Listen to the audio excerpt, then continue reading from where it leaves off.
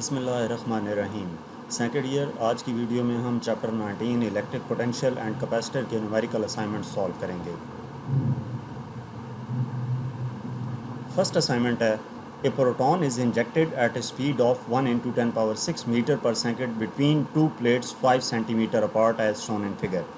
कि जैसा कि आपको डायग्राम में दिखाया गया है, ये हमारे पास दो प्लेट्स दिखाई गई हैं और इन एक प्लेट के ऊपर पॉजिटिव चार्ज है, दूसरे प्लेट के ऊपर नेगेटिव चार्ज है और इन प्लेट्स के दरमियान एक प्रोटॉन को रखा गया है। ठीक है, ये प्रोटॉन जो है 1 × 10⁻⁶ मीटर पर सेकेंड की स्पीड से मूव कर रहा है। The proton accelerates across the gap and exits through the opening. जो प्रोटॉन है वो एक्सेलरेट करता है और इन प्लेट्स के दरमियान से होता हुआ एग्जिट करता है ओपनिंग में, जैसे कि ये होल्स दिखाए गए हैं, तो यहाँ से मूव करके इधर तक आता है। What must be the electric potential difference B if the exit speed to be 3 × 10⁻⁶ metre पर सेकेंड। अगर एग्जिट स्पीड यानी कि नेगेटिव प्लेट पे पहुंच गए, उसकी जो स्पीड है वो 3 × 10⁻⁶ मीटर पर सेकेंड हो, तो इलेक्ट्रिक पोटेंशियल डिफरेंस कितना होगा। और बी पार्ट में क्या है, what is the magnitude of the electric field intensity between the plates if it is assumed constant. Magnitude of electric field E भी कैलकुलेट करना है। तो सबसे पहले हम डाटा नोट करते हैं। प्रोटॉन को जिस स्पीड के साथ इंजेक्ट किया गया है, यानी कि ये हमारे पास इनिशियल स्पीड है VI = 1 × 10⁻⁶ मीटर पर सेकेंड। उन प्लेट्स के दरमियान गैप है, गैप 5 सेंटीमीटर है। 5 सेंटीमीटर का मतलब 5 / 100 0.05 मीटर। प्रोटॉन एक्सेलरेट करता है अक्रॉस द गैप और वो एग्जिट करता है ओपनिंग से। इसका मतलब है कि ए पार्ट में हमने क्या कैलकुलेट करना है, electric potential difference delta V कब, जब एग्जिट स्पीड 3 × 10⁻⁶ मीटर पर सेकेंड हो, यानी कि VF की वैल्यू 3 × 10⁻⁶ मीटर पर सेकेंड हो। और बी पार्ट में क्या है, what is the magnitude of electric field intensity. Electric field intensity ई भी कैलकुलेट करनी है। तो इसका हम सोल्यूशन देखते हैं। सबसे पहले डेल्टा V कैलकुलेट करेंगे।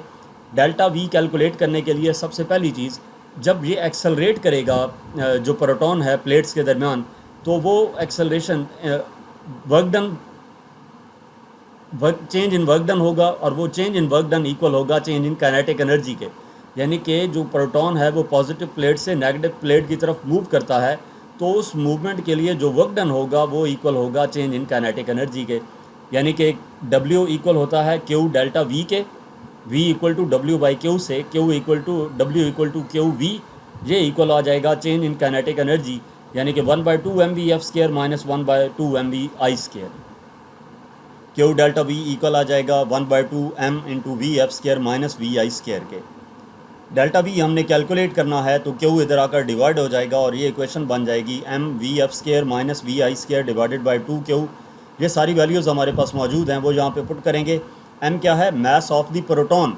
इसमें प्रोटॉन एक्सेलरेट कर रहा है, तो जो पार्टिकल यूज़ हुआ है वो प्रोटॉन है, यहाँ पे मास प्रोटॉन का पुट करेंगे। अगर कोई और पार्टिकल की बात की गई होती है तो उसका मास पुट करते। और उसके बाद VF² - VI², VF की वैल्यू दी गई है उसका स्क्वायर माइनस VI की वैल्यू का स्क्वायर डिवाइडेड बाय 2 × Q की वैल्यू हमारे पास है चार्ज ऑन प्रोटॉन। प्रोटॉन है ना, तो प्रोटॉन के ऊपर चार्ज 1.6 × 10⁻⁻19 होता है।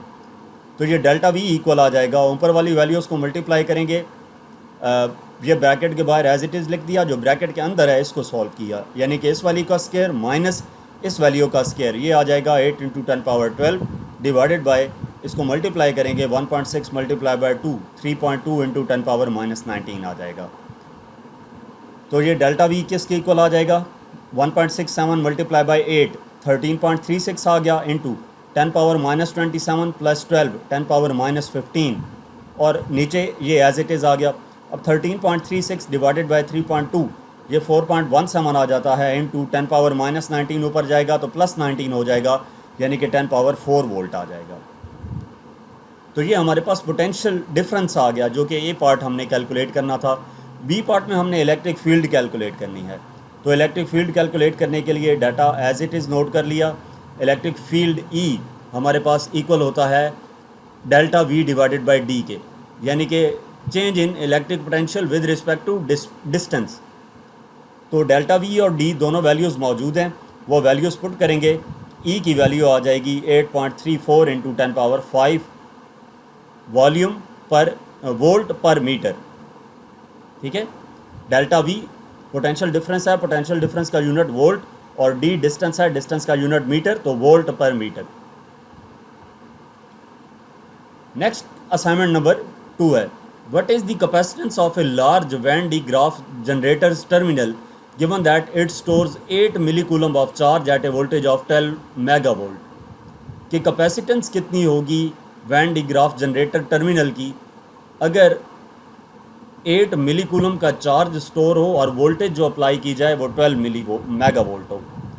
तो डाटा में what is the capacitance C की वैल्यू पूछी गई है, जबकि चार्ज कितना स्टोर हो रहा है, चार्ज क्यू 8 मिलीकूलम यानी कि 8 इंटू 10⁻³ कूलम, और वोल्टेज वी है हमारे पास 12 मेगावोल्ट, मेगा की वैल्यू 10⁻6 होती है, तो ये 12 इंटू 10⁻6 वोल्ट है। इसका सोल्यूशन देखते हैं। Q equal to C V के फार्मूले से सी इक्वल आ जाएगा क्यू बाई वी के। क्यू और वी की वैल्यूज़ इसमें पुट करेंगे, इसको डिवाइड करेंगे तो आंसर आ जाएगा 0.67 इंटू 10⁻⁹ फैरेड। 10⁻⁹ नैनो की इक्वल होता है, तो ये 0.67 नैनो फैरेड आ जाएगा। नेक्स्ट न्यूमेरिकल नंबर 3 है, find the equivalent capacitance of 3 capacitors if capacitance 4 microfarad, 6 microfarad, 8 microfarad connected in series. Equivalent capacitance calculate करनी है अगर 3 कैपेसिटर जिनकी कैपेसिटेंस हमें दी गई है उनको सीरीज़ में कनेक्ट किया गया हो। तो डाटा में इक्विवेलेंट कैपेसिटेंस यानी कि सी ई कैलकुलेट करना है। C1 4 माइक्रोफैरेड है, C2 6 माइक्रोफैरेड है और C3 8 माइक्रोफैरेड है। माइक्रो की वैल्यू 10⁻⁻6 होती है, तो इस वजह से 4 इंटू 10⁻⁻6, 6 इंटू 10⁻⁻6 और 8 इंटू 10⁻⁻6 फैरेड लिख दिया। ये क्यों लिखा है, इनको SI यूनिट में कन्वर्ट करके लिखा है।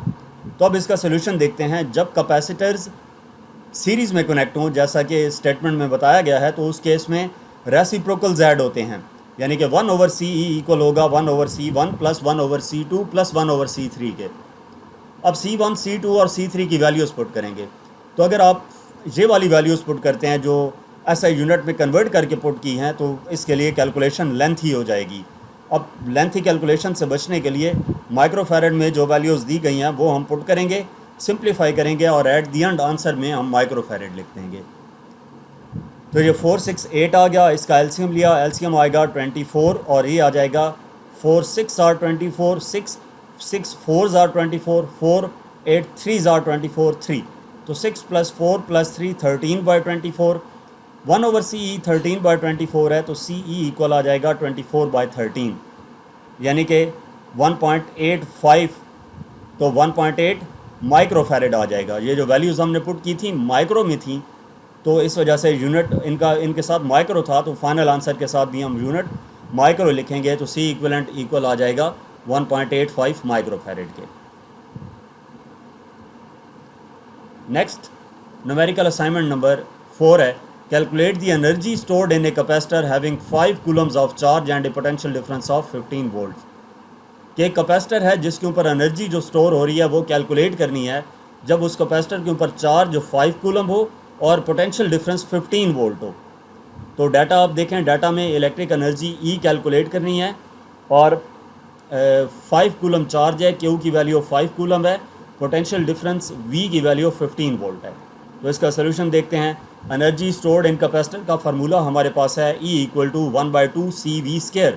अब C की वैल्यू हमें डायरेक्ट नहीं दी गई, तो C की जगह पे हम Q ओवर V यूज़ करेंगे। तो ये Q ओवर V C की जगह पे यूज़ किया तो इंटू V² आ गया, ये नीचे वाला V इस स्क्वायर से कैंसिल हो गया, तो 1/2 QV रह गया। Q और V की वैल्यूज़ इसमें पुट करेंगे और इसको हम सॉल्व करते हैं, तो E की वैल्यू आ जाती है 37.5 और यूनिट क्या आएगा, जाउल। E क्या है, एनर्जी स्टोर्ड, यानी कि इलेक्ट्रिकल एनर्जी स्टोर हो रही है और एनर्जी का यूनिट जाउल होता है, तो E का यूनिट हमारे पास क्या है, जाउल है। तो यहाँ तक इस चैप्टर की न्यूमेरिकल असाइनमेंट्स थी। मज़ीद किसी भी चैप्टर की एक्सरसाइज सोल्यूशन देखने के लिए हमारा चैनल विजिट करें। इसके अलावा अगर आप पास्ट पेपर्स या प्रैक्टिकल बेस्ड असेसमेंट की वीडियोस देखना चाहते हैं तो हमारा चैनल लाजमी विजिट करें, वहाँ पर आपको और भी काफ़ी इन्फॉर्मेटिव वीडियोस मिलेंगी। Thank you.